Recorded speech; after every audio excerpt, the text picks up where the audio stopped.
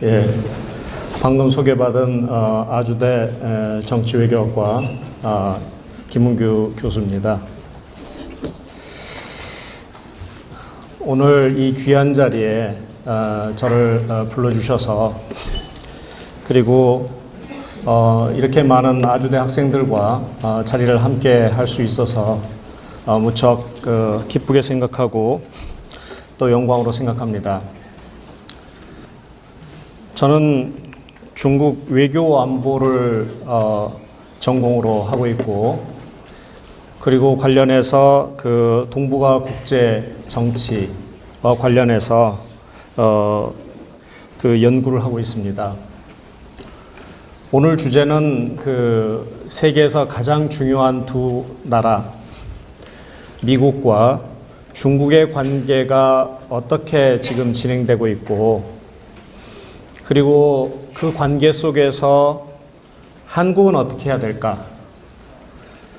그리고 직접적으로 여기서 기술적인 문제를 다루지는 않았지만 그런 가운데 사드는 어떻게 우리가 이해해야 될까?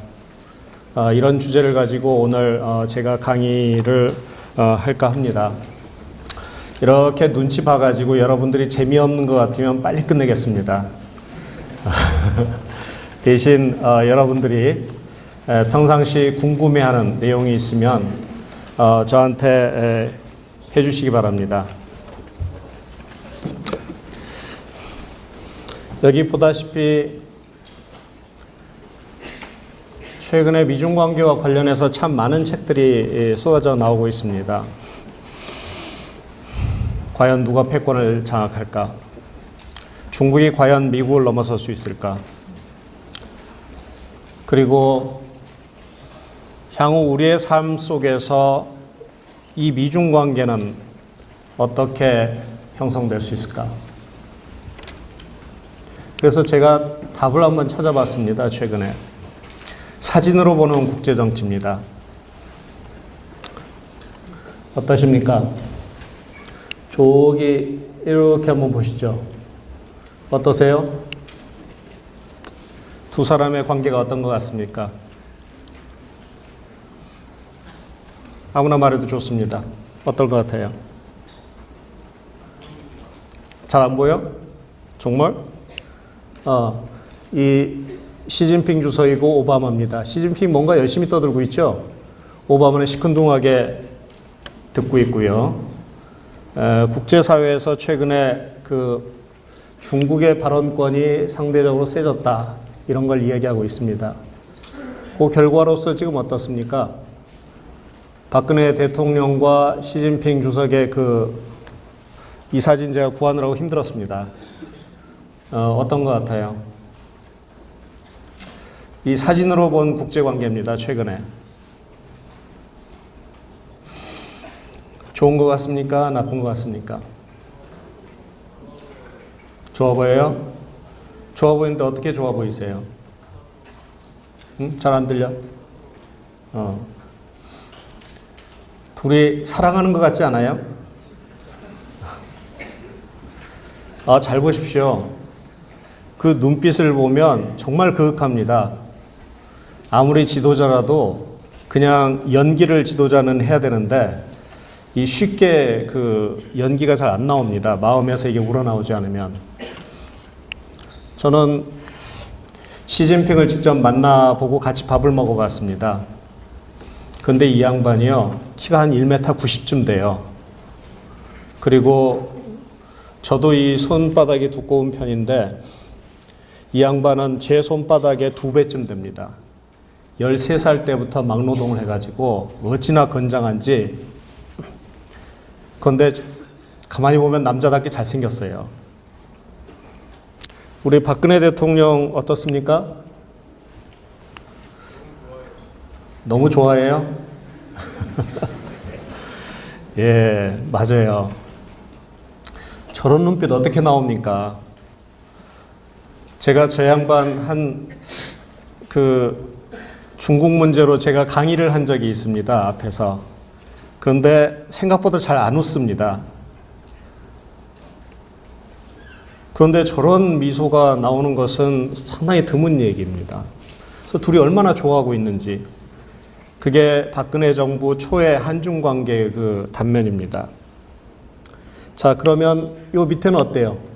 시진핑이고 김정은. 어떻습니까? 응?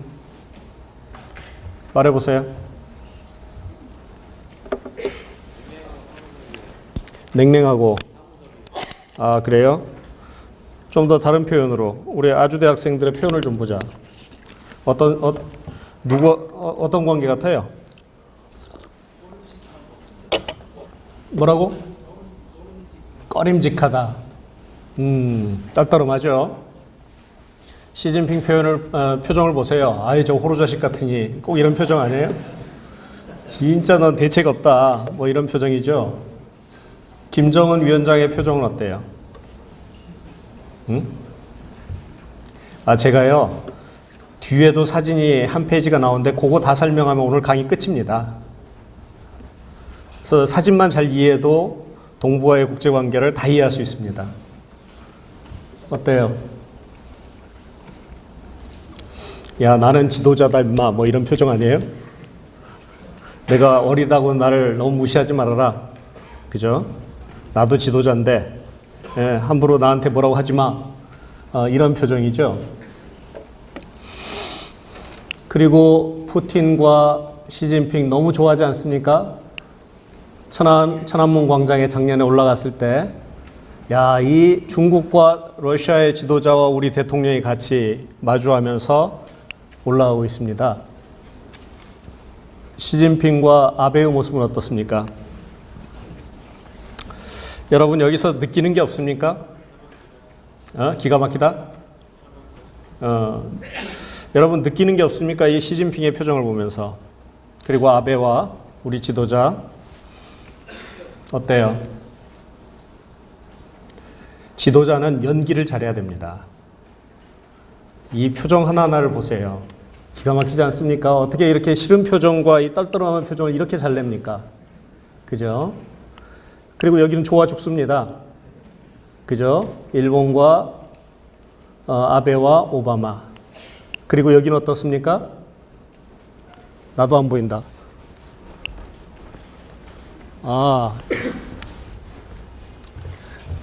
아베와 우리 박근혜 대통령, 그죠?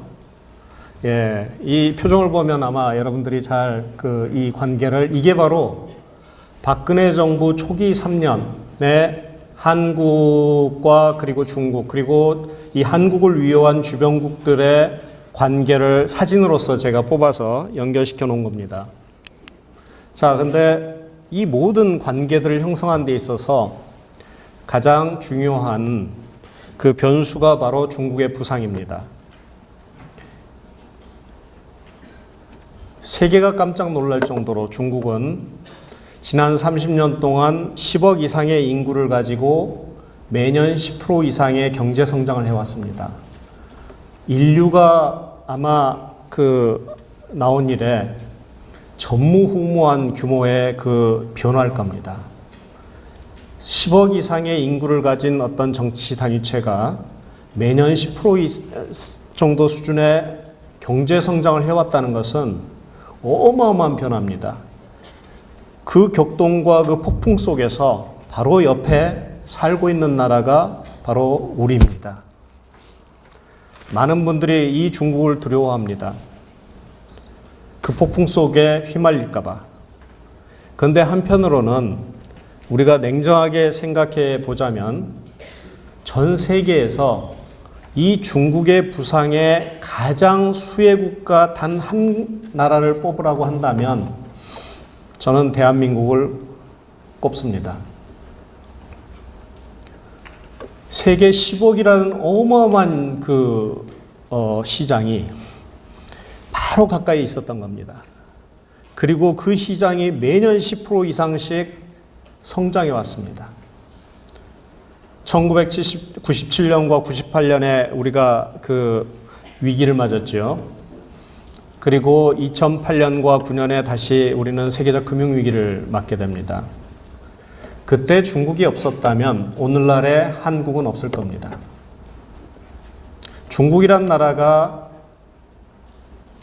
한국의 경제 성장을 가능하도록 엄청난 양의 그 무역, 흑자를 내도록 도와줬습니다. 그래서 우리의 흑자를 계산해 보면 중국으로부터 얻은 흑자 빼면 거의 없습니다.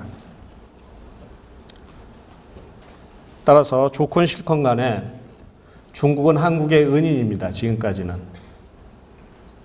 중국이 없었다면 여러분 아마 여기서 다 여기 계신 분들이 다 이 자리에 있지 못할지도 모릅니다. 왜 그러냐면 돈을 벌어야 돼서. 대학 갈 자금을 우리 부모들이 댈 수가 없어서. 그만큼 한국 경제는 어려워질 수도 있었다는 겁니다.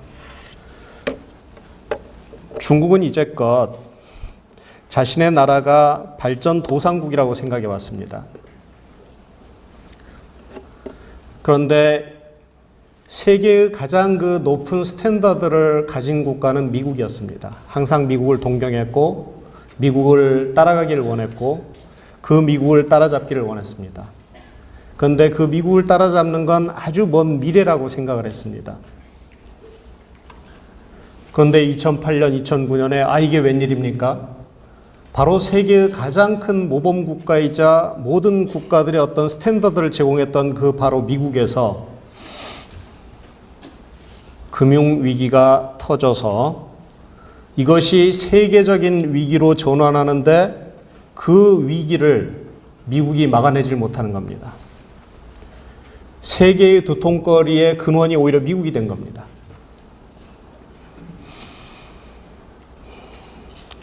중국이 없었다면 바로 이 세계적인 금융위기를 제대로 극복하지 못했을 겁니다.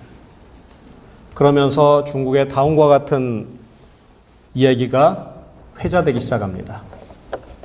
1949년에는 只有社会主义可以救中国. 사회주의만이 중국을 구할 수 있었다고 합니다. 1979년에는 只有资本主义可以救中国. 자본주의만이 중국을 구할 수 있었답니다. 1989년에는 오로지 중국만이 사회주의를 구할 수 있었다라고 합니다. 사회주의의 모든 국가들이 붕괴해 나가는 그 시점에서 중국만이 버틸 수 있었던 겁니다. 그런데 아이러니컬하게도 2009년에 只有中国可以救资本主义가 됩니다. 뭐냐면 중국만이 자본주의를 구할 수 있었다. 이 얼마나 엄청난 얘기입니까? 중국인들이 갖고 있는 자부심은 엄청나게 올라갔습니다. 그리고 중국의 그 영향력에 대해서 세계가 깜짝 놀라기 시작합니다. 자, 그런데 다음 사진을 보시면 이제 2016년 올해를 전후로 한 새로운 국제관계가 형성이 됩니다. 물론 한국을 중심으로 제가 다시 만들어놨습니다. 어떻습니까? 여기 박근혜 대통령이십니다. 어떠세요? 얼굴 표정이. 폭삭 사그러져 있지 않습니까? 제가 말 잘못하면 혼날려나? 제가 직접 뵀을 땐 정말 미인이셨어요. 피부도 너무 곱고요. 그런데 요즘 피부가 너무 안 좋아요. 얼굴도 표정도 안 좋고. 왜 그런가? 전화를 못 받은 겁니다. 전화하고 싶은데. 시진핑과 그렇게 좋은 관계를 지녔다고 생각했는데 북한이 1월 6일 날 핵실험을 합니다. 그럴 때 박근혜 대통령이 야 중국 나 좀 도와다오 하고 전화를 시도합니다. 그런데 시진핑이 전화를 안 받아요. 그 다음부터 박근혜 대통령께서 사드 문제를 꺼내기 시작합니다. 북한이 이렇게 도발을 했는데 그 문제에 대해서 도와달라고 했더니 도와주지는 않고 그렇다면 우리는 우리 스스로를 방위하기 위한 무기 체계를 들여오겠다. 그런데 그 무기 체계가 니네들한테는 상당히 괴로울 거다. 중국에게는.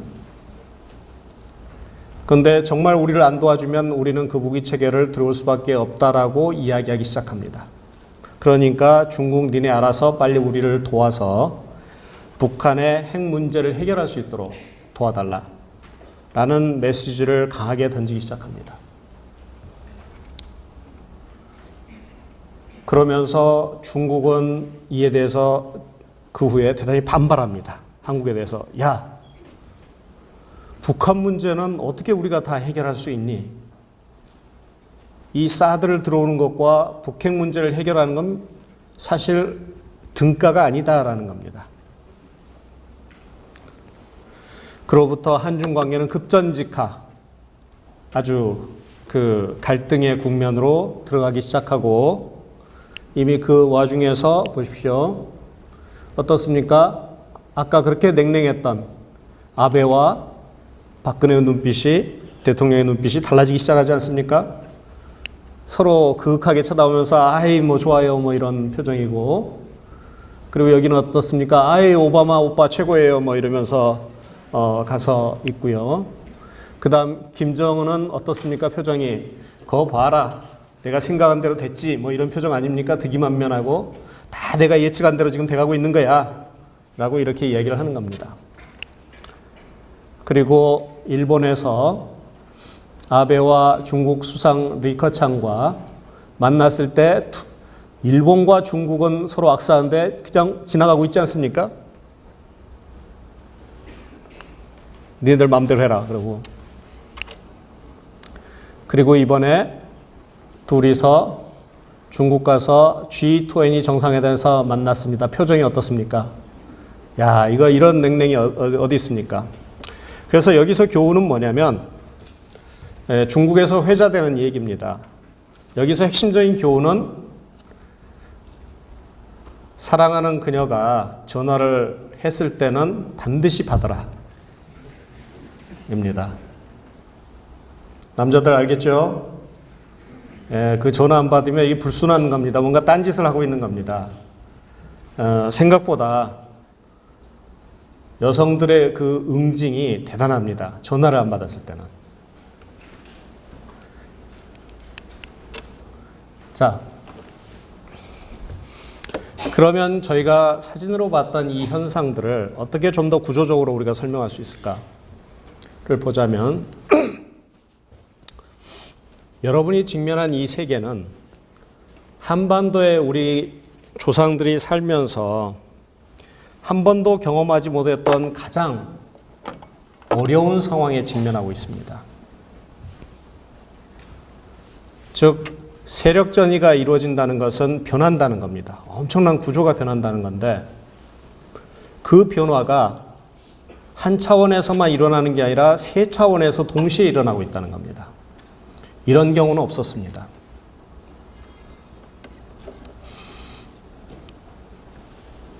세계적 차원에서는 미중 간의 세력전이가 분명히 아마 지금 일어나고 있다라고 많은 사람들이 이야기합니다. 지역적인 차원에서는 중일 간의 세력전이가 이미 발생했습니다. 일본은 두 가지 선택밖에 없었습니다. 하나는 중국에 굴복하는 것. 때로는요, 제가 선생으로서 이런 말씀 드리면 어쩔지 모르겠지만 굴복도 참 좋은 전략입니다. 때로는. 힘이 없는 자가 갖는 좋은 방법 중에 하나가 굴복이 있습니다. 그런데 일본은 굴복하기를 원치 않았습니다. 미국과 동맹을 강화해서 중국에 맞설 수 있는 지역 강대국으로서 뭔가 역할을 보여주겠다고 결심을 한 겁니다. 그래서 중국에 맞설 수 있는 일본을 건설하겠다고 나온 것이 바로 아베입니다. 그 방법은 한편으로는 동맹을 강화하고 미국과 한편으로는 국내에 있는 모든 역량을 끌어올려서 중국과 맞설 수 있는 그 힘으로 전환시키려고 하는 겁니다. 여기에는 역사 왜곡도 있고요. 우리가 뭐 부끄럽냐? 우리는 자랑스러운 역사를 가졌단 말이죠. 일본의 국민들이여 걱정하지 말아라, 부끄러워하지 말아라 라고 얘기를 합니다. 당연히 여러분들은 격분하죠. 그런데 일본인들에게는 엄청난 그 자부심을 안겨주기 시작합니다. 계속 침체됐던 그 일본이 갑자기 아베를 통해서 살아나기 시작한 겁니다. 우리는 너무나 격분해하고 있지만 미국은 은근히 일본을 그 아베를 지지합니다.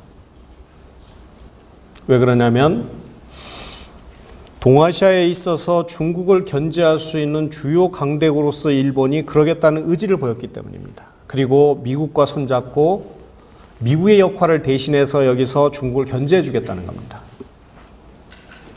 오바마는 얼마나 아베가 이쁘겠습니까? 그리고 한반도에서 세력전이가 이미 발생했습니다. 여러분, 우리는 항상 북한이 못된 놈들이고 나쁜 놈들이고 능력도 없고 참 그 한심한 놈들이라고만 많이 배워왔습니다. 그런데 실제는 1950년대와 60년대에는 북한 체제와 북한 경제가 한국을 훨씬 더 압도했습니다. 실제적인 역량에 있어서. 한국이 북한을 따라잡기 시작하고 경제적으로 압도하기 시작한 건 90년대입니다. 그런데 묘하게도 그게 바로 사회주의권이 또 망하는 시기하고 일치합니다. 그래서 북한은 자신의 동맹은 다 잃고요. 아이 글쎄 러시아 형님과 중국 형님이 다 한국하고 수교를 해버립니다. 지도 살겠다고. 이념적인 우월성은 사라지고요. 체제 경쟁에서 밀리고 경제에서 밀리고 이제는 군사에서도 밀리기 시작합니다. 그래서 북한이 꺼낸 생존의 무기가 주변 강대국 어느 누구도 믿을 수 없다. 이제는 우리 스스로 살 길밖에 없다. 한국과 경쟁하고 주변 강대국들의 이 변화에서 살아남기 위해서는 핵무장하는 수밖에 없다라고 북한은 결심을 합니다. 그래서 오늘날의 핵 문제가 본격화되는 겁니다. 그런데 한반도의 역사를 보면 이러한 동아시아에서 세력 전이가 발생했을 때 한 번도 무사한 적이 없습니다. 여러분 생각을 해보십시오. 우리 그 거란과 금나라가 송을 밀어내면서 세력전이를 시작했을 때 우리는 계속 거란 쪽의 침입을 받습니다. 물론 용감하게 싸웠죠.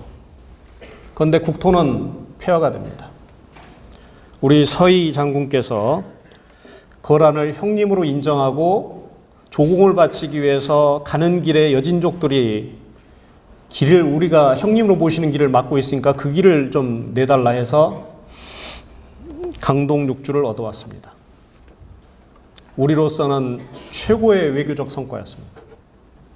그런데 결국은 다시 두들겨 맞습니다. 몽고가 발흥했을 때 몽골이 30년 동안 우리는 전 국토가 침탈당합니다.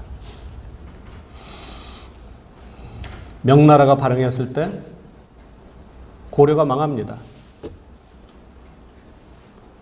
일본이 발흥했을 때 다시 임진왜란으로 전 국토가 다시 유린됩니다.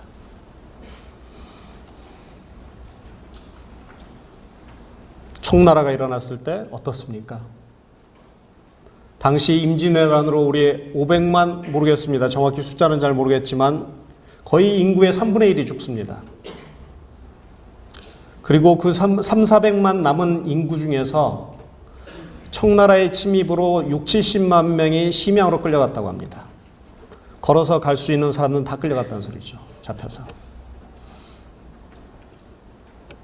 우리의 이 땅의 여성들은 어마어마한 수모를 당합니다. 그래서 돌아온 사람들은 동력에서 흐르는 물에 목욕을 하고 그 여자의 과거를 묻지 말라고 왕이 칙령을 내립니다. 다 짐의 잘못이다. 그리고 그 끌려갔던 수많은 우리의 선조들이 너무나 많이 심양에 있는 그 중간 호수에서 목숨을 자살을 합니다. 그 역사를 우리가 바로 세력전이의 시기에 경험합니다. 구한말 어땠습니까? 나라가 망했습니다. 다시. 그리고 냉전 시기로 돌아서면서 이 국토는 다시 전쟁에 휩싸이게 됩니다. 그러면 결론은 그렇습니다. 지금은 분명히 세력전의 시기고 삼중의 세력전의 시기입니다. 그것도.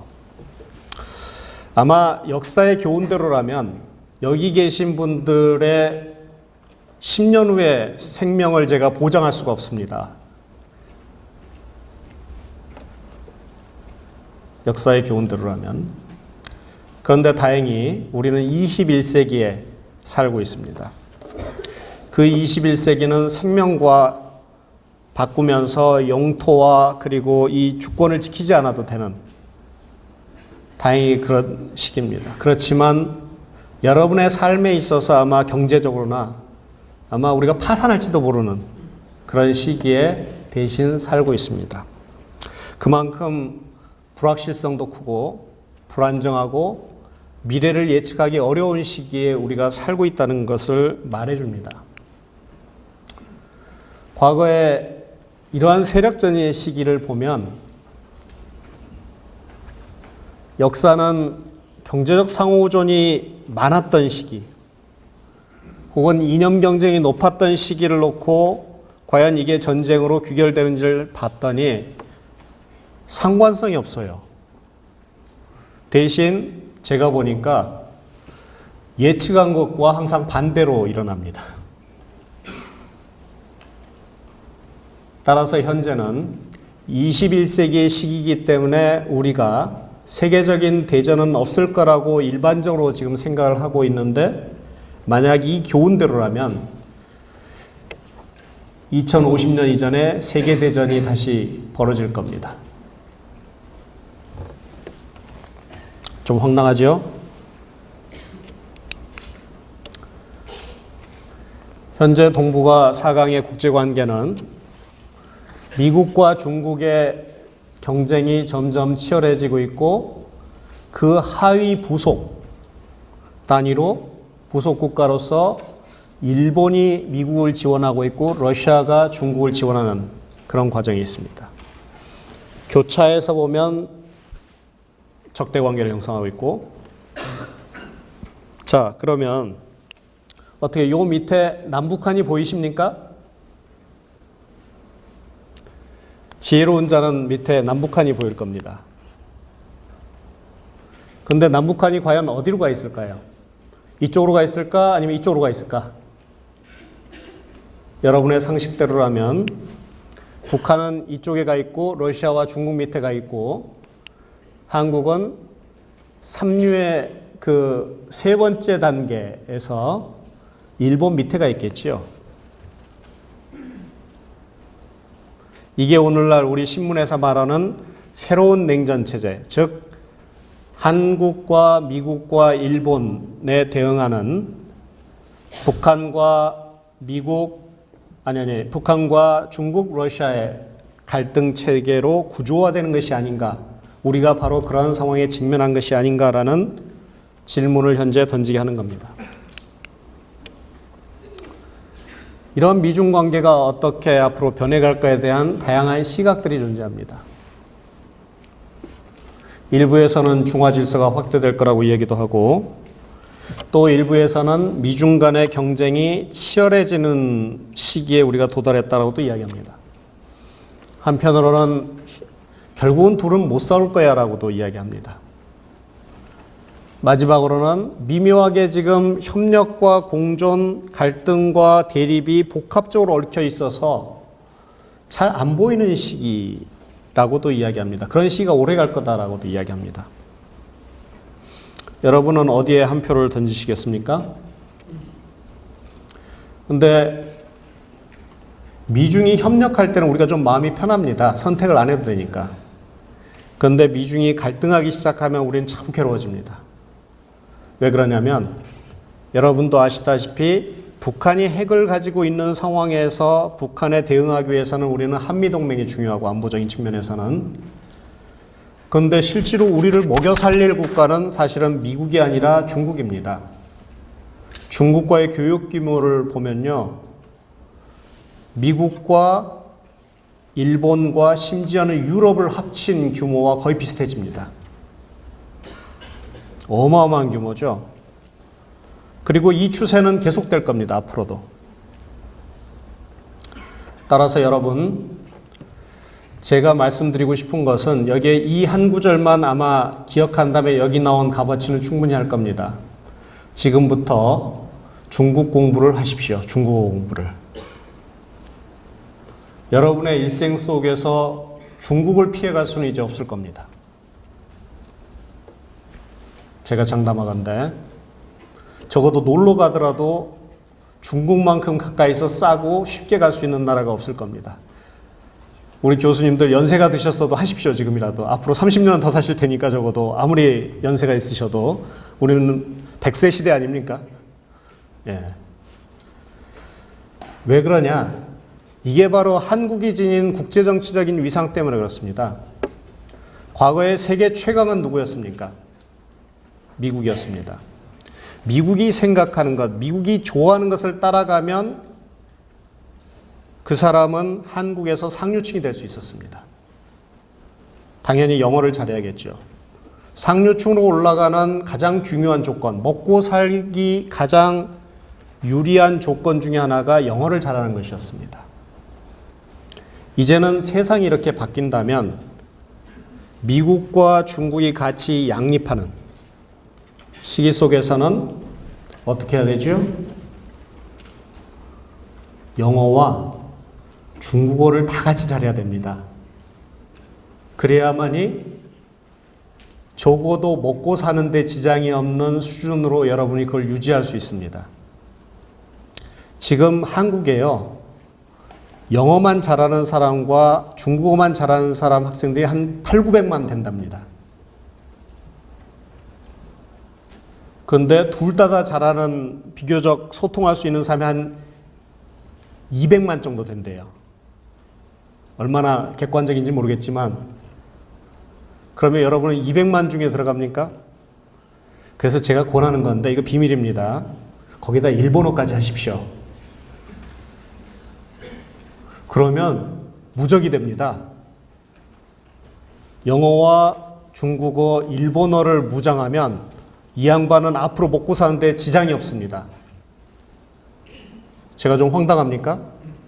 아주 간단한 계산이에요. 야, 우리가 지금 85세까지 살 것 아닙니까?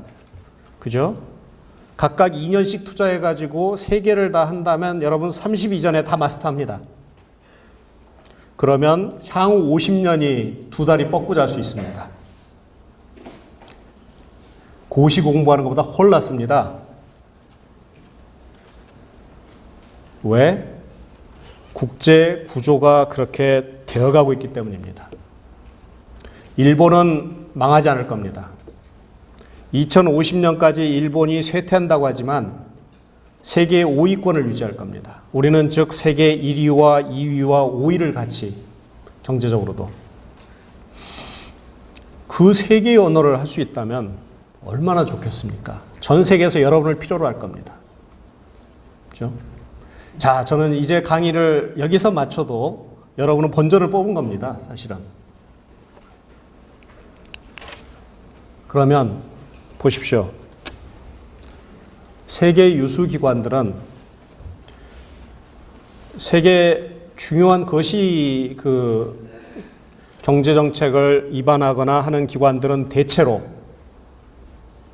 2025년을 전후로 해서 중국이 미국을 따라잡을 거라고 지금 다 예측하고 있습니다. 빠르면 2020년입니다. 구매력 기준으로는 중국이 미국을 이미 2014년에 따라잡았습니다. 그건 IMF의 공식적인 통계 결과입니다. 미국의 그 정보기관의 분석에 가면 중국은 2045년쯤 되면 군사비 규모에 있어서 미국을 따라잡을 거라고 합니다. 그런데 문제는 한편으로는 중국이 세계 최고의 경제 대국이면서 군사적으로 미국이 세계 최고의 군사 대국인 그 상황, 그게 20-30년 간다는 겁니다. 얼마나 혼란스럽겠습니까? 다들 내가 대장이고 싶지 않겠습니까? 새로운 국제 질서를 자신의 이해에 따라서 자신의 마음대로 바꾸고 싶어 할 겁니다. 그런데 안타깝게도 여러분들이 바로 활동해야 될 그 시점, 여러분이 평생 먹고 살아야 될 그 시점이 바로 이 시기하고 딱 일치하는 겁니다.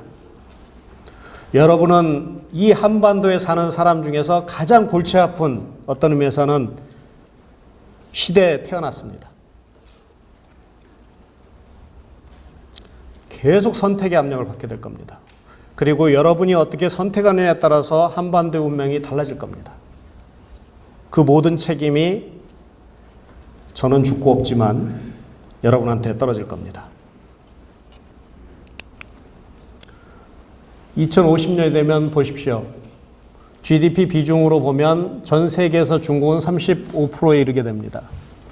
인도가 오히려 아마 미국을 거의 따라잡게 되고요. 미국이 넘버 3로 오히려 전락하는, 그게 현재 일반적인 예측입니다.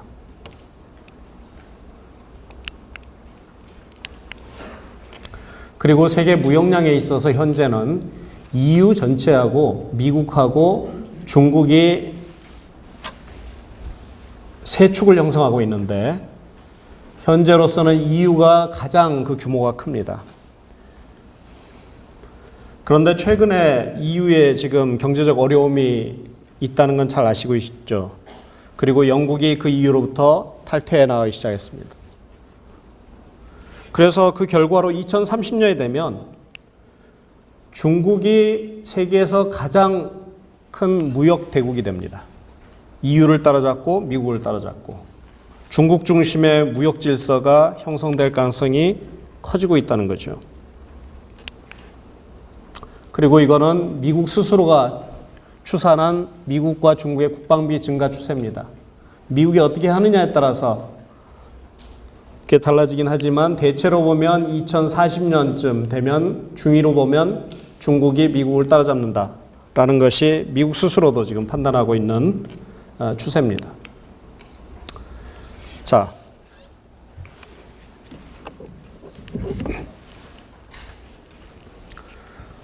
바로 이러한 상황 속에서 시진핑이 중국의 국가 지도자로서 이제 등장하면서 대단히 중요한 변화를 겪기 시작합니다. 중국은 이제 더 이상 발전도상국이 아닙니다.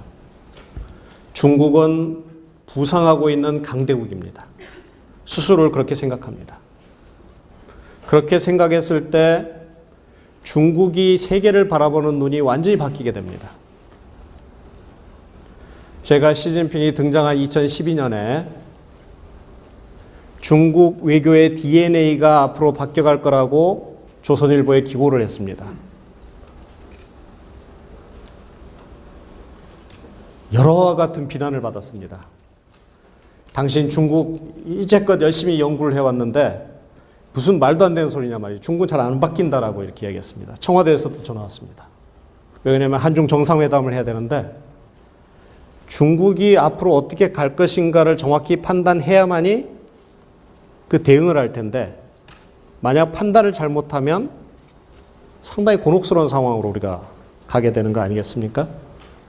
만약 중국이 변한다면 그 변화에 따라서 우리가 과감하게 우리가 원하는 것들을 내질러야 됩니다. 왜냐하면 변해갈 거기 때문에 그 추세를 보고 만약 변하지 않는다면 우리가 괜히 움직였다가는 중국하고 갈등만 일으키게 됩니다.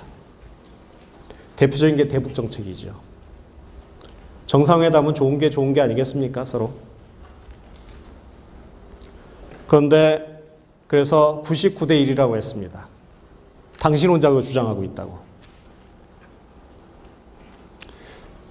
근데 결과적으로는 제 얘기를 따랐습니다. 왜 그런지는 잘 모르겠습니다. 제 주장의 핵심은 그겁니다. 이제는 중국은 더 이상 대륙 국가로서 자신을 생각지 않습니다. 이제는 대륙과 해양을 다 같이 아우르는 대륙 해양 복합 국가다라고 중국은 이제 생각할 겁니다. 이제 보시고 계시지 않습니까? 중국은 이제 동중국해, 남중국해 막 뻗어나가고 있습니다. 두 번째로는 중국은 더 이상 동아시아의 국가가 아닙니다. 북한만 바라보고 한반도만 바라보고 있는 그런 국가가 아닙니다. 그거는 아주 일부입니다. 중국의 눈은 이젠 전 세계를 향하고 있습니다. 중국 역사상 최초로 국가 대전략이란 걸 중국이 만들고 있습니다. 발전도상국은 절대 국가 대전략을 못 만듭니다. 왜 그러냐면 그걸 실행할 수 있는 능력이 없기 때문입니다. 중국은 1대1로라는 국가 대전략을 지금 제시하고 있습니다. 그것은 뭐냐면 중국은 이제는 더 이상 동아시아 국가가 아니고 유라시아의 중심 국가다라는 겁니다. 그리고 중국은 더 이상 2, 3년을 내다보는 국가가 아니라 적어도 30년, 40년을 내다보고 그 게임을 바둑처럼 하는 국가가 될 거라는 겁니다. 그리고 이제는 더 이상 중국은 밥 먹고 사는데 급급한 국가가 아니고 바로 경제와 군사 부분에 있어서도 강대국에 합당한 역량을 갖추겠다는 것이고 적어도 중국이 생각하는 자신의 핵심 이익이라는 것은 반드시 지켜내겠다는 의지를 보여주고 있습니다. 어마어마한 변화입니다. 세계가 깜짝 놀라고 있습니다.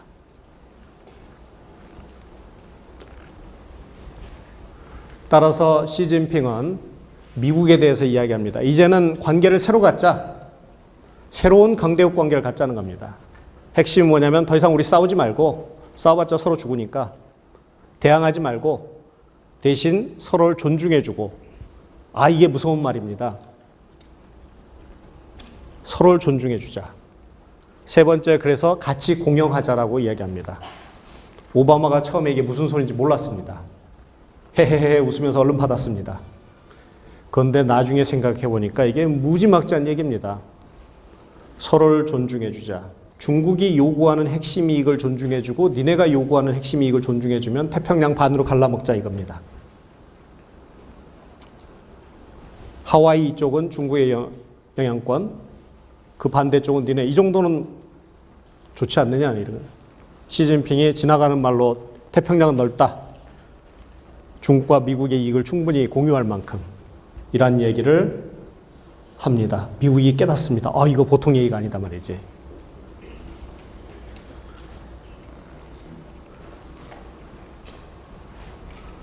그리고 미국이 아차 싶으니까 안 되겠다. 이 중국을 견제하겠다라고 생각하면서 아시아 태평양 재균형 정책이라는 걸 들고 나오기 시작합니다. 중국을 견제하겠다는 거죠. 그 미국의 견제를 뚫고 중국이 새로운 전략을 가지고 나온 게 새로운 주변국 관계입니다. 즉 주변 국가들을 자신의 편으로 돌려 세워서 미국으로부터 오는 강대국의 압력을 견뎌내면서 결국은 이 게임을 승리로 이끌겠다라는 게 중국의 현재 판단이고, 동북아에서는 중국이 가장 중시하는 국가가 한국으로 떠오릅니다. 중국도 우리하고 비슷해요. 우리 한국 사람들은 그런 이야기 하지 않습니까? 중국은 개는 가재 편이라고. 결국은 중국은 북한 편이라고. 그죠? 그런데 중국 사람들도 똑같은 얘기를 합니다. 한국은 결국은 미국 동맹 편이라고. 그러니까 아무리 쏟아봤자 노력해봤자 소용없는 나라라고. 그런데 시진핑이 말이죠. 깜짝 놀랄 만한 정책 전환을 가져옵니다. 왜 그러냐면 중국의 이러한 대전략을 구사하기 위해서는 바로 한국과 같이 경제적으로 강력한, 그러면서도 미국의 동맹이면서 중국에 의존적일 수 있는 국가를 자기 편으로 끌어들이면 이거는 전 세계 미국의 헤게모니의 쇠퇴를 알리는 가장 상징적인 일이 되는 겁니다. 따라서 시진핑은 대한반도 정책을 조정합니다. 즉 친한 정책으로 가는 거죠. 그런데 바로 그 친한 정책에 결정적인 쐐기를 밟는 게 사드입니다. 시진핑의 이런 모든 노력이 넌 실패야라고 말한 게 사드입니다.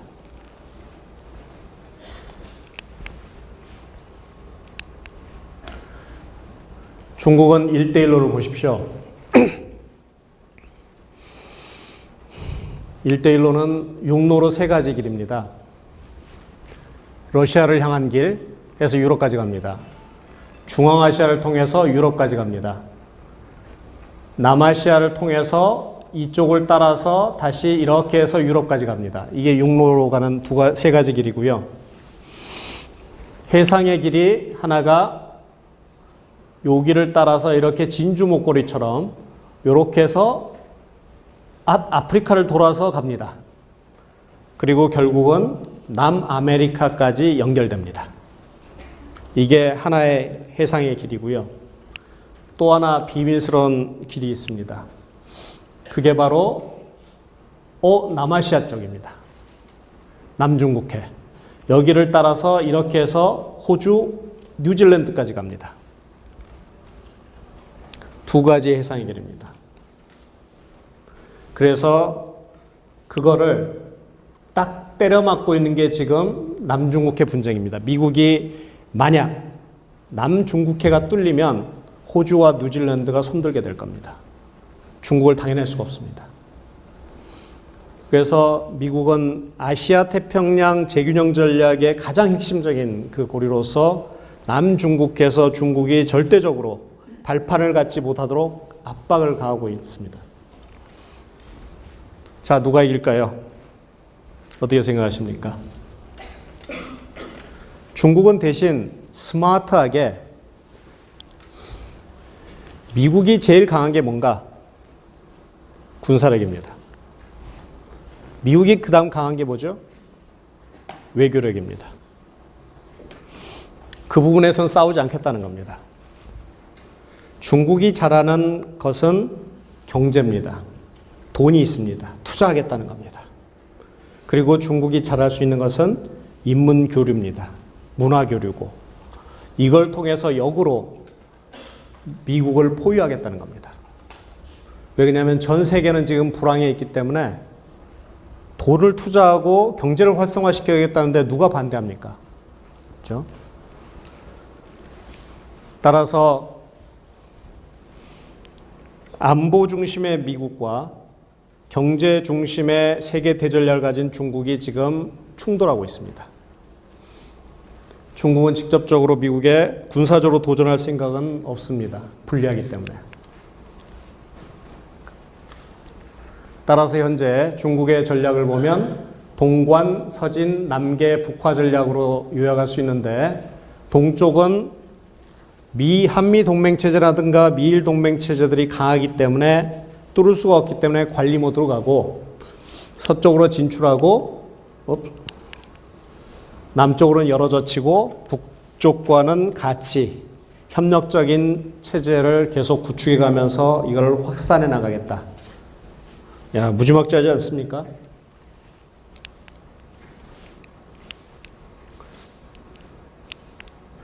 여기에 대해서 미국의 대응입니다.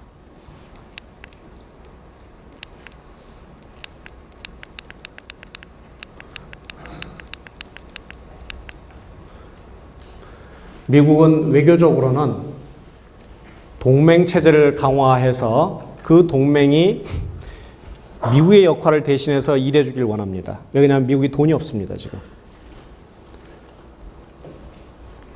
두 번째는 군사적으로 아태 지역 내에 탄도미사일 방어체제를 구축함으로써 상대방이 나를 공격할 수 있는 역량을 무력화시키는 겁니다. 그렇게 되면 어떻게 되죠? 나는 안 맞고 공격할 수 있게 되는 겁니다. 그게 바로 반탄도미사일 체계인데 우리가 BMD라고 그러죠.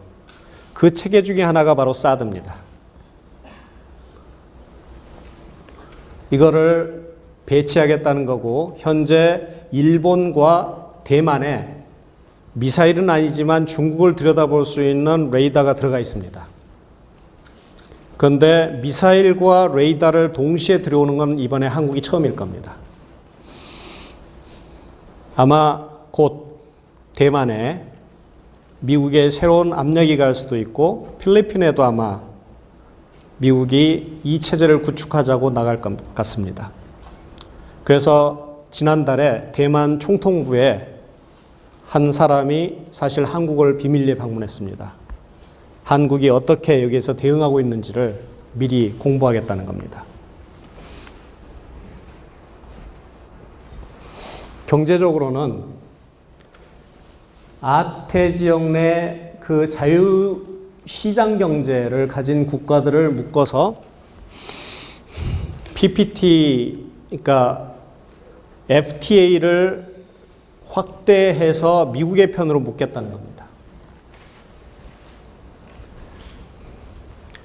그리고 제도적으로 영내 다양한 국제기구에 이제 미국이 적극적으로 개입하겠다는 의사를 보이고 있습니다. 이것이 미국의 전략입니다. 그런데 이게 현재 무너져 가고 있습니다. 한편으로는. PPT는 안 하겠다는 겁니다, 이제. 왜 그러냐면 PPT는 자유무역 체제, 그러니까 즉 시장을 넓히는 겁니다. 그런데 미국의 이 국내 여건이 안 좋다 보니까 반발이 너무 심합니다. 그래서 이번 대선 과정에서 트럼프나 클린턴이 PPT는 자기가 대통령이 돼도 안 하겠다고 했습니다. 그래서 미국의 아태전 그 재균형 정책을 유지했던 두 축, 군사축과 경제축 중에 경제축이 사실 무너지는 상황에 있고 군사축은 바로 한국에서 지금 딱 걸려 있습니다. 뭐냐면 사드를 제대로 배치하면서 이걸 기반으로 해서 BMD 체제를 과연 동아시아에 구축할 수 있을까 없을까? 이게 이제 관건이 되는 겁니다. 그래서 상황은 이렇습니다. 대립구도가 해양 세력과 대륙 세력의 대립구도가 형성되고 있는 거죠.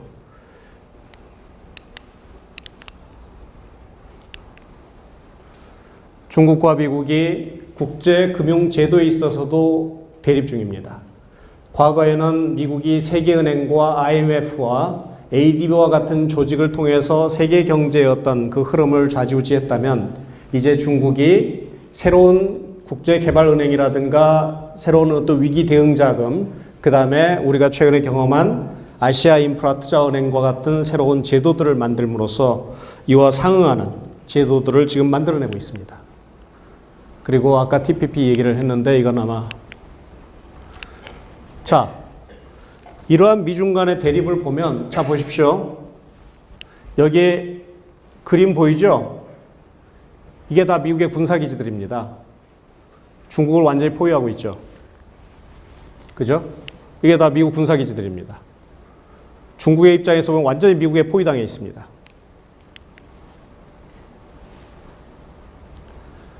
그래서 이런 미중 간에 새로운 변화가 발생하면서 대립이 발생하고 있습니다. 첫 번째가 어디입니까? 해상에서 아까 제가 말씀드린 대로 동중국해, 그 다음에 남중국해, 해상에서 미중 간의 대립이 발생하고 있고 2라운드는 어디입니까? 하늘에서 발생하고 있습니다. 하늘에서 선긋기가 시작된 거죠. 세 번째가 어딘 줄 아십니까? 한반도 남부입니다. 이게 제 예측입니다. 세 번째 라운드는 바로 조만간에 한반도 제주 남단 해상에서 중국과 갈등이 심화될 겁니다. 왜 그럴까요? 이어도입니다. 왜 그럴까? 여러분, 우리 일본이 밉잖아요. 독도 문제로. 그죠? 침탈을 했고. 그런데 국제정치적으로 보면 일본의 독도 강점은 당시 세계 열강들이 일본이 독도를 강점하도록 지지한 결과라고 저는 생각을 합니다. 세계가 다 지지를 해줬습니다. 일본을.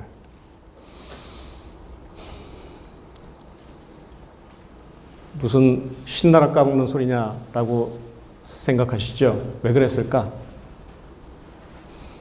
당시 세계의 가장 골칫거리는 바로 러시아의 남하였습니다. 오늘날의 중국이죠. 일본이 독도를 강점한 것은 1905년입니다. 러일 전쟁 과정입니다. 러시아의 남하를 저지할 수 있는 가장 최첨단 거기 레이더 기지를 세우고 그걸 관찰할 수 있는 곳이 독도였습니다. 영일동맹 차원에서 일본이 그걸 강점해서 러시아의 남하를 저지할 수 있는 최전선으로서 지지한 겁니다. 다른 강대국들도 좋아했습니다. 두 번째로 우리가 독도를 뺏긴 게 샌프란시스코 조약 때문입니다. 1951년에 세계 제2차 대전을 종결짓는 그 상황에서 처음에는 독도가 우리 한국 땅으로 들어와 있었습니다. 그런데 최종적으로는 그게 없어집니다. 왜 그랬을까? 많은 사람들이 일본의 로비 때문이다라고 이야기합니다.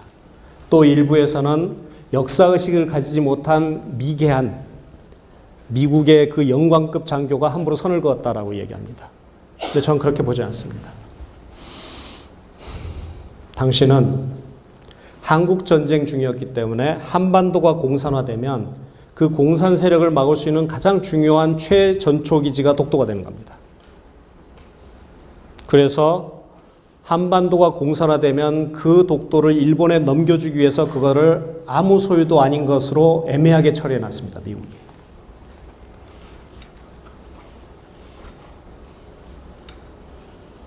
그러면 이호도를 보십시오. 여기는 섬이 아닙니다. 바닷속 5m 아래 잠겨져 있는 바위입니다. 그런데 이게 한 2km에 걸쳐서 뻗쳐 있습니다.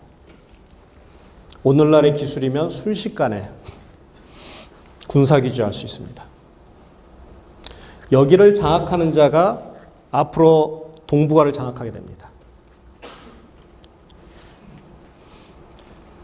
우리로서는 기가 막힌 일이죠. 우리는 옛날 이 섬을 파랑도라고 했습니다. 전설의 섬이죠. 우리 기록에도 있습니다. 그런데 왜 전설의 섬이 됐을까? 우리 그 옛날 어부들이 말이죠. 배를 타고 쭉 남쪽으로 내려갑니다. 폭풍이 치는 바다에. 섬을 발견합니다. 우와, 그 폭풍 치는 바다에 섬이 보이는 겁니다. 그런데 그 어부는 다시는 사랑하는 아내와 자식을 못 봅니다. 4, 5m 밑에 잠긴 섬이 보일 정도면 그 배는 가라앉은 겁니다. 그 뒤로 아무리 찾아도 그 섬은 보이지 않습니다. 아주 일부가 살아 돌아와서 저 밑에 섬이 있다라고 이야기합니다. 그게 전설의 섬입니다. 그게 바로 이호도입니다. 우리로서는 보이지 않는, 그렇지만 전설 속에 내려오는 그 파랑도가 바로 이호도입니다. 그런데 여기를 장악하면 서해로 가는 통로를 완전히 장악하고 대한해협과 동해로 가는 통로를 다 장악하게 됩니다. 중국은 절대 포기하지 않을 겁니다. 이미 중국의 잠수함 부대의 주요 통로입니다. 일본을 견제하기 위한. 만약 저 섬이 중국에 장악되게 되면 한반도 유사시 미국은 절대 못 들어옵니다. 미국의 잠수함 부대와 항공모함 못 들어옵니다. 여기를 왜 포기하겠습니까?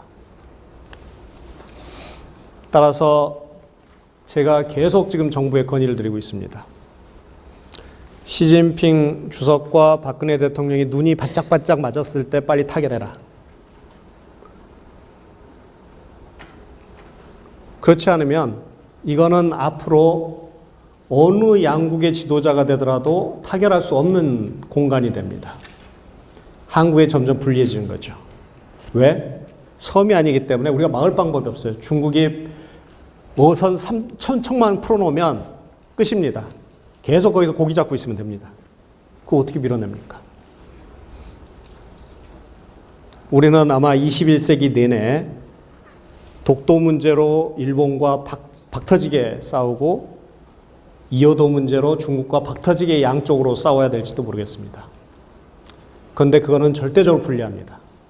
이 판을 만들어 놓으면 우리가 배견할 수가 없어요. 그런데 지금 그런 상황이 지금 다가오고 있습니다. 그게 현재 국제정치에서 미중의 대립이 강화될수록 이렇게 될 가능성이 점점 커진다는 겁니다. 3라운드입니다. 그런데 이제 다행인 것은 미중이 서로 과거와는 다르게 너무 서로 상호 간에 경제적으로 의존되어 있어서 얽혀 있어서 중국에서 생산하는 많은 것들이 사실 미국 회사에서 돈을 대가지고 미국 회사의 그 제품으로서 물론 메이드 인 차이나가 되지만 그 이익을 남겨주면서 만들어지고 있습니다. 그 규모란 건 어마어마합니다. 중국의 이 값싼 상품이 없다면 오늘날 미국인들의 생활 수준을 유지할 수가 없습니다. 월마트의 그 제품들은 어마어마하게 비싸지겠죠. 일반 서민들이 이처럼 이렇게 많은 것을 즐길 수는 없을 겁니다. 바로 이러한 구조 때문에 많은 분들이 미중이 서로 싸우진 않을 거다. 왜 그러냐면 둘 다 죽는다 라고 이야기를 합니다. 그러면 앞으로 미중 관계가 어떻게 될 것인지에 대해서 우리가 예측을 해보면 상호 의존은 사실 대단히 높죠. 그렇죠? 그러면 안보 전략에 있어서 협력과 갈등의 구도로 보면 과거에는 협력의 구도로서 서로 전략적 타협을 해왔습니다. 그 말은 다시 말하면 여러분이 신문에서 보고 있는 많은 현상들이 거짓말입니다. 미중은 아무리 싸우는 척해도 1년에 90개 이상의 전략 대화를 가지고 있습니다. 정부 간에. 끊임없이 이야기하면서 룰을 만들고 있습니다. 자기네들끼리. 그래서 싸우는 척해도 사실은 싸우지 않는 겁니다. 나름대로 선을 가지면서 해왔습니다. 파국으로 가지 않는다는 거죠. 그런데 최근 들어서 아까 제가 말씀드린 대로 미중 간의 관계가 안보 전략이 있어 갈등 국면으로 지금 점차 전환하고 있습니다. 그러면 경제적 상호의존이 높으면서 갈등 구도가 가면 협력과 갈등이 계속 복합적으로 중첩되는 아주 대단히 혼란스러운 그러면서 강대국은 절대 자기들끼리 싸우지 않습니다. 똘마니들을 향해서 니네들이 싸우라고 하죠. 그 똘마니 중에 하나가 한국입니다. 한국이 미국을 대신해서 중국에게 신나게 싸우게 하는 거죠. 중국도 마찬가지일 겁니다. 그게 북한일까? 근데 북한은 그게 싫다는 겁니다. 야, 미쳤냐? 내가 니네 밑에서 니네 의지대로 이렇게 싸우게? 우리도 이제 핵국가야 라고 이야기하는 겁니다. 근데 제가 간혹 그런 얘기 합니다. 북한과 한국은 동포다. DNA가 똑같다라고 합니다. 그거 못 느끼세요, 여러분? 북한 애들만 나쁜 놈이고 북한 애들만 대책 없는 이 간땡이가 배 밖으로 나온 녀석들 같아요? 어떻습니까? 여러분은 대단히 자랑스러운 이 한민족의 후예입니다. 간땡이가 배 밖으로 나온. 전 세계에서 미국을 미국놈이라고 자신있게 부르는, 요새 안 그러세요? 일본 놈을 외놈이라고 부르고 중국을 중국놈 떼는 놈이라고 떼국놈이라고 동시에 싸잡아서 세계 넘버 1, 2, 3를 동시에 싸잡아서 이야기하는 유일한 민족입니다. 자랑스럽지 않으세요? 어떠세요? 진심으로. 밖에 나가면 일본 어마어마한 나라입니다. 중국 감히 말도 못 붙입니다. 미국 슈퍼파워죠. 우리가 일본한테 축구 지면 너무 억울해합니다. 중국에게도 질 수 없다고 생각합니다. 그런데 국력으로 따지면 일본은 우리 5배고요. 중국은 상상할 수가 없습니다. 거기에 졌다고 너무 억울해합니다.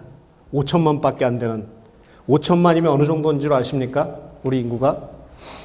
산동 인구가 1억입니다. 산동성의 반이에요.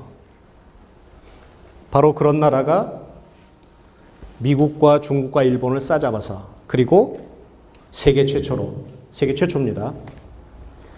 세계 최강대국이 그렇게 반대한데도 불구하고 비밀리에 핵을 개발했던 나라가 한국입니다. 그거 아세요? 1970년대 말에 주한미군 철수 안 되니까 우리가 핵 개발을 시도했습니다. 북한이 먼저가 아니에요. 우리가 먼저예요. 몰랐죠? 북한은 두 번째입니다. 세 번째, 2000년에 미국과 전 세계가 깜짝 놀랍니다. 왜? 한국이 몰래 핵실험을 했어요. 그것도 미국이 놀란 게 왜 놀라냐면 그 핵실험 기술이 대단히 높은 수준의 우라늄 농축 가지고 한 실험입니다. 이 우라늄으로 하는 실험은 핵실험이 필요가 없습니다. 몰래 빨리 핵 개발할 수 있다는 거죠. 그래서 미국이 난리가 났습니다. 우리가 그런 나라입니다. 모르셨죠? 그래서 전 세계가 주목하고 있습니다. 북한만이 아니고 한국도.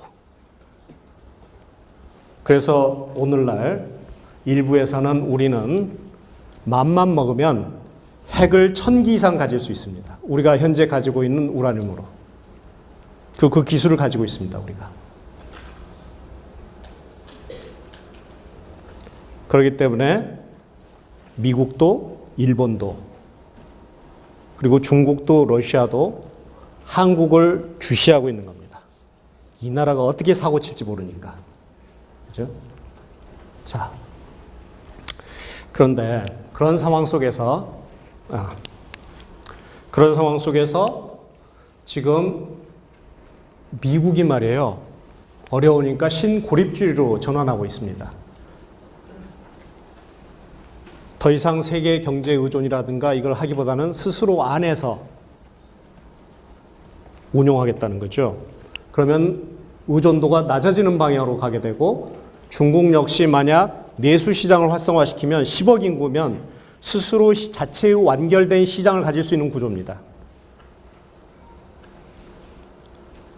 만약 그렇게 된다면 최악의 시나리오로 가는 거죠. 우리로서는 전략 갈등의 강화와 새로운 냉전 시대의 도래를 가져오는 겁니다. 그런데 아직까지 다행히 중국의 전략은 내수 시장을 강화하긴 하지만 이것은 개방을 통해서 그리고 대외적으로 뻗어나가서 1대1로 같은 전략을 통해서 부상하겠다는 겁니다. 미국은 고립주의로 가고 있고 중국은 밖으로 나오고 있습니다. 그래서 이 구도가 아직 맞지는 않습니다. 그런데 우리가 예측할 수 있는 것은 바로 B와 D의 구도 가운데 있다는 겁니다. 어디로 향할지. 그것이 현재 우리가 직면한 이 구조적인 문제입니다. 자, 여기서 어떻게 해야 될까? 미중은 그래서 아까 제가 말씀드렸던 대로 2030년까지 혹은 그 이후까지도 서로 완전히 누가 넘버원인지 아닌지 결정하지 못한 상황에서 계속 서로 밀고 당기면서 전략적 갈등과 그 협력과 이것이 계속 뒤엉기면서 갈 겁니다. 그리고 갈등은 계속 높아갈 겁니다.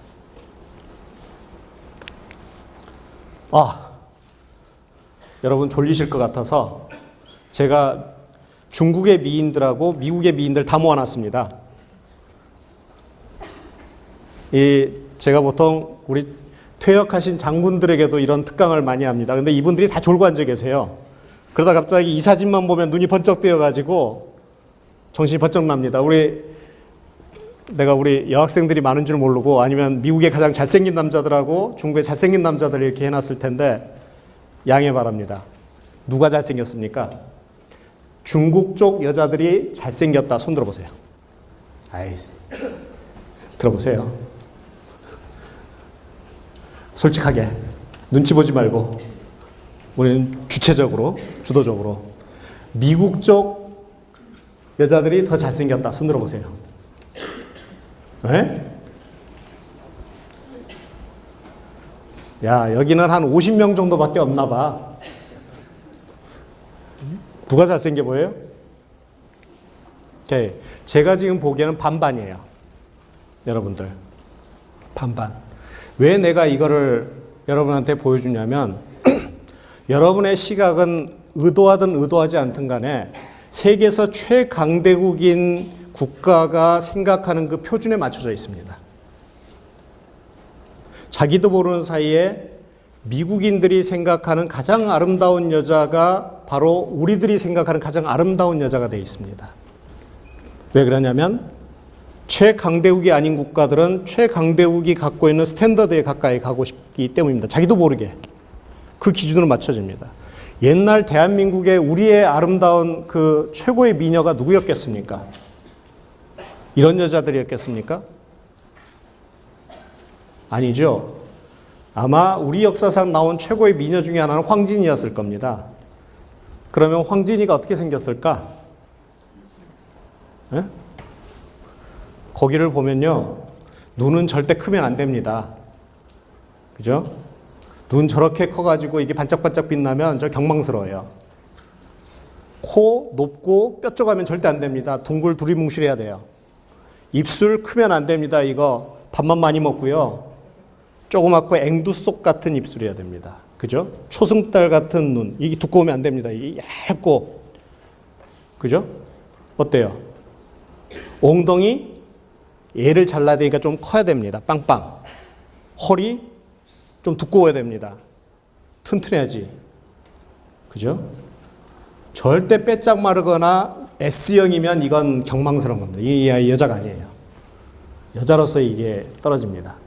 그 모양을 그대로 상상을 해보십시오. 우리 조상들이 생각했던 최고의 미인은 이런 여자들하고는 거리가 멉니다. 이런 여자들 갖다 놓으면 인기가 없어요, 옛날에. 그런데 황진이를 오늘날 우리 사회에 갖다 놓으면 중간쯤밖에 안 갈 겁니다. 제가 어릴 때 말이에요. 저희 엄마와 그 여동생을 딱 보니까 그때 제일 예뻤던 여자는 엘리자베스 테일러하고 그레이스 켈리였어요. 이 여자하고 내 여동생하고 비교하니까 어찌나 차이가 나든지, 야, 얘네들은 왜 이렇게, 얘네들이 아니지, 우리 어머니까지 포함되니까. 이렇게 생기셨나 하고 참 기가 막히다 이런 표정으로 내 본 적이 있는데, 그죠? 그런데 오늘날 놀랍게도 바로 그 서구적인 미인들이 아니고 중국의 미인들도 최고의 미인으로 생각하는 사람들이 엄청나게 늘어났다는 겁니다. 물론 중국의 미인들도 서구적인 미인들과 많이 유사해졌죠. 그렇지만 중국적인 뭔가가 있는 겁니다. 다시 말하면 우리도 모르는 사이에 이미 우리의 기준들, 우리의 판단, 어떤 원칙들이 중국적인 기준과도 상당히 가까이 가는, 즉 미국과 중국의 기준들이 같이 우리의 뇌리 속에 우리 자연스럽게 배어들어 있다는 겁니다. 그것을 이야기해 주고 싶은 겁니다. 생각보다 우리가 너무나 많은 중국의 영향을 받고 있구나. 자, 이런 상황 속에서 한반도는 어떻게 해야 될까? 제가 말씀드린 대로 미국과 중국은 치열하게 한국과 북한을 놓고 경쟁하게 될 거고, 지금까지 미국과 중국이 합의한 것은 한반도 문제는 둘이 합의해서 처리하자는 겁니다. 타협해서 처리하자는 겁니다. 즉 한반도에서의 통일이라든가 현상 변경은 미국과 중국이 다 같이 합의하지 않으면 어렵다는 겁니다. 그런데 2016년부터 미국이 그걸 깨고 나왔어요. 그게 사드입니다. 사드는 다시 말하면 이 한국이 미국과 중국의 타협의 대상이 아니고 이제는 미국이 한국을 활용해서 중국을 견제하는 데 쓰겠다라는 의지로서 중국은 읽기 시작했다는 겁니다. 그게 2016년부터입니다. 그래서 중국이 그렇게 강하게 이건 전략적 문제다라고 반발하고 나오는 이유가 바로 여기에 있는 겁니다. 자, 우리는 이렇습니다. 이거 누구죠? 누구예요? 아, 이게 한국입니다. 한국 어렵죠? 까딱하면 떨어집니다. 여러분이 앞으로 30년 동안 이 절벽에 있는 이 한국을 이끌고 나가야 됩니다. 그런데 우리는 새우라고 합니다. 많은 분들이 고래 싸움에 새우등 터진다 이렇게 얘기를 하죠. 그렇지만 우리 외교부 장관께서는 이걸 돌고래라고 합니다. 우리를. 그런데 결과는 어떻게 되는 줄 아세요? 두 고래가 싸우면 새우는 즉사입니다. 돌고래는 치명상입니다. 어때요? 제가 주장하는 것은 우리는 아직 돌고래도 안 된다라는 게 제 주장입니다. 우리는 고등어쯤 됩니다, 지금. 그래서 우리의 전략은 보고 전략이다. 먹으면 죽는다. 아무튼 니들 이 전략으로 가자라는 게 제 생각인데, 중요한 것은 우리가 돌고래가 되려면 이 싸움에 끼어들면 안 됩니다. 돌고래는 절대 고래끼리 싸우는데 끼어들지 않습니다. 빨라서. 미리 도망가 있습니다.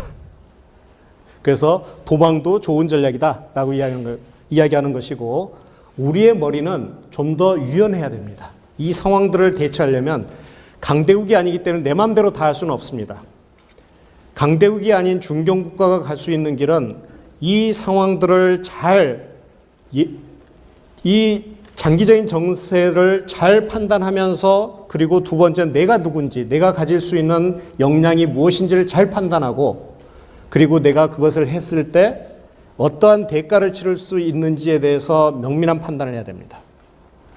그러면서도 자기를 지켜낼 수 있는 역량을 구비해야 됩니다. 쉬운 일이 아니죠. 그렇지만 그걸 포기하는 순간, 쉬운 길을 가겠다고 하는 순간 우리는 망하게 되는 겁니다. 결국은 과거에 우리 조상들이 겪었던 그 일들을 우리가 다시 겪게 되는 겁니다. 그것이 오늘날 우리가 당면한 문제가 아닌가라는 생각을 합니다. 그래서 뒤에 이제 쭉 그 핵폭탄이라든가 한국이 당면한 과제 이 얘기를 하는데, 우리가 가진 강점이 뭐냐? 약점이 뭐냐? 그리고 기회는 뭐냐? 도전이 뭐냐를 제가 분석을 해봤습니다. 그러면서 우리가 할 목표는 바로 중견 평화국가의 건설을 해야 되고, 가능하면 남북연합을 통해서, 왜 그러냐면 주변에 기합들이 팽창하고 있습니다. 그걸 살아나려면 우리가 남북 통일을 통해서 우리의 역량을, 그 고기압을 버텨낼 수 있는 역량을 갖춰야 되는데, 그쪽 방향으로 나가는 것이 중요하다라는 생각을 해봤고, 그 다음에 안에 내강 국가를 건설해야 된다. 내강 국가는 우리가 스스로 사랑하고 우리가 지키고 싶고 우리가 누구보다도 모범이 되는 그런 국가를 만들어 나가야 되는 겁니다. 민주국가, 평화국가, 서로 공동체적인 어떤 그 인식들을 같이 나누면서 서로를 배려하는 그런 국가를 만들어 나가는 것이 안보에도 중요하다라는 생각을 하는 겁니다. 그래서 제가 제안하는 것은 결미연중의 전략인데, 뭐 이거는 한번 그냥 보시면 될 것 같고, 쉽게 말하면 다 잘 지내자입니다. 가능하면 그 방법을 찾아내자. 그죠? 가능하면 싸우지 말자. 왜냐하면 우리가 세계 최강대국이 아니기 때문에 명민하게 살자. 그래야만이 여기 계신 분들이 먹고 살 수 있다라는 얘기를 제가 하는 겁니다. 자, 제가 시간이 생각보다 좀 더 많이 갔는데 여러분 질문을 받겠습니다. 그래도 질문을 해야겠죠? 제가 맨날 여러분을 보는 건 아니기 때문에 기회를 활용해서 질문을 받겠습니다. 예, 저는 기계공학과 4학년 배시택이라고 합니다. 교수님 강연 되게 잘 들었습니다. 그런데 저 강연 듣는 내내 좀 분하다는 생각을 되게 많이 분하다. 예. 강대국 사이에 껴서 역사적으로 봤을 때도 계속 침략을 받는 그런 시간을 보냈었는데, 과연 그렇다면 지금에는 어떻게 제가 대학생으로서 어떤 자세로 그 사회 현상을 받아들여야 하고, 어떻게 하면 좀 더 멋진, 그러니까 좀 더 나은 대한민국을 만들 수 있을지 교수님의 사견을 듣고 싶습니다. 제가 사실 우리 이번에 아주 광장에 뭐 글을 하나 썼는데, 대한민국 망해가고 있다고 썼습니다. 안타깝게도 여러분은 최초로 이 전 세대보다 더 못 사는 세대가 될 거라고 얘기를 했습니다. 망하는 대한민국에 여러분이 있다라고 얘기를 했습니다. 그러면 안 망하기 위해서, 혹은 좀 더 그 나은 삶을 살기 위해서 어떻게 해야 될까? 쉽지는 않습니다. 대한민국 구조적으로 대단히 어려운 상황으로 들어가고 있습니다. 왜 그러냐면 국제정치 구조적으로는 여러분이 직면한 삶은 대단히 어려운, 제가 말씀드린 대로 어려운 환경에 직면할 거고, 나이가 노년 인구들이 너무 많아지고 있어요. 그리고 여러분이 일할 시간은 대단히 적고 생산성은 낮아지고 있습니다. 그리고 그것을 위한 새로운 경제 동력이 안 보여요.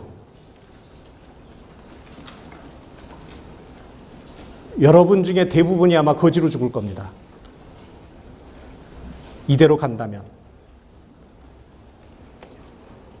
그래서 지금 이 아주대의 이 4년의 생활이라는 게 저는 너무나 중요하다고 생각합니다. 제가 선배로서 미안한 것은 우리는 적당히 놀아도 됐습니다. 왜 그러냐면 경제가 계속 발전하고 있었고 매스 프로덕션의 시기에 있었기 때문에 대충 해서 그 중간만 가면 남들이 하는 대로 따라가면 취직됐습니다. 저 같은 사람도 교수로 있잖아요. 제가 얼마나 땡땡이꾼이었는지 아십니까? 그런데 이렇게 저 교수로 이 자리에 서서 여러분에게 이야기하고 있습니다. 제가 운이 무지 좋은 사람입니다. 그런데 여러분은 너무 열심히 공부하잖아요. 너무 열심히 많은 것들을 준비하잖아요. 그런데도 안 되는 겁니다. 왜 그러냐면 기회가 없어지고 있어요. 그래서 여러분은 매스 프로덕션의 시대가 아니고 이제는 특별해져야 됩니다. 남들과 달라져서 남들이 절대 대체할 수 없는 영역을 차지해야 돼요.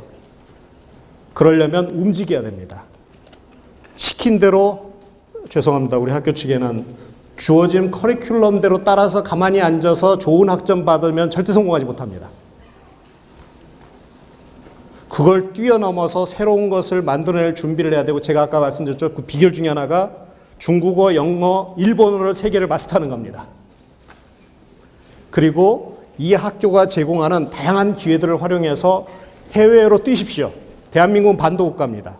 반도국가는 주변 해양과 대륙을 아우르면서 부지런히 왔다 갔다 하면서 그것을 끌어당겨야 됩니다.